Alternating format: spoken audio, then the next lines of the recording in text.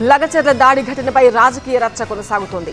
ఇప్పటికే బాధితులకు మద్దతుగా బీఆర్ఎస్ పోరాడుతుండగా ఎస్సీ ఎస్టీ కమిషన్, ఎన్హెచ్ఆర్సీ బృందాలు బాధితులతో పాటు అధికారులతో సమావేశమై ఘటనపై ఆరా తీశారు. ఒకే ఘటనపై వేర్వేరు కేసులు నమోదు చేశారని పట్నం నరేందర్ రెడ్డి వేసిన పిటిషన్పై తీర్పును హైకోర్టు రిజర్వ్ చేసింది. తెలంగాణ ఉద్యమంలో మానుకోటకు ప్రత్యేక స్థానం ఉందని గుర్తు చేశారు BRS working president KTR. Lagacharla బాధితులకు మద్దతుగా మహబూబాబాద్ లో బీఆర్ఎస్ ఆధ్వర్యంలో నిర్వహించిన మహాధర్నాలో పాల్గొన్న కేటీఆర్ లగచర్లలో అరెస్ట్ చేసిన వారిని విడుదల చేయాలంటూ డిమాండ్ చేశారు.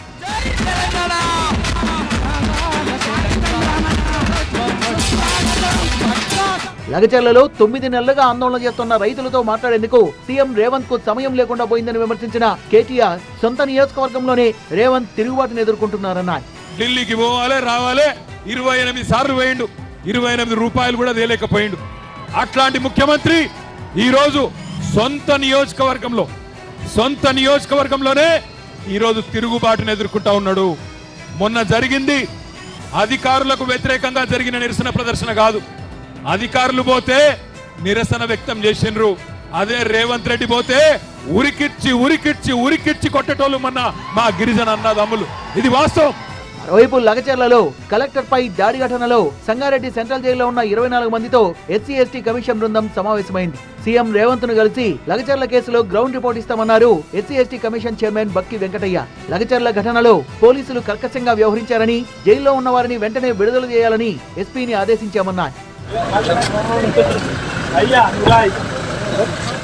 వికారాబాద్ జిల్లా కొడంగల్లోని కడా కార్యాలయంలో వివరాలని సేకరించింది ఎన్హెచ్ఆర్సీ బృందం. కొడంగల్ డెవలప్మెంట్ అథారిటీ ప్రత్యేక అధికారి వెంకటరెడ్డి స్థానిక పోలీసులు, విద్యుత్ శాఖ అధికారులతో సమావేశమయ్యారు. ఈ నెల 11న కలెక్టర్ అధికారులపై దాడి అనంతర పరిణామాలపై వివరాలని సేకరించారు 3 సభ్యులు.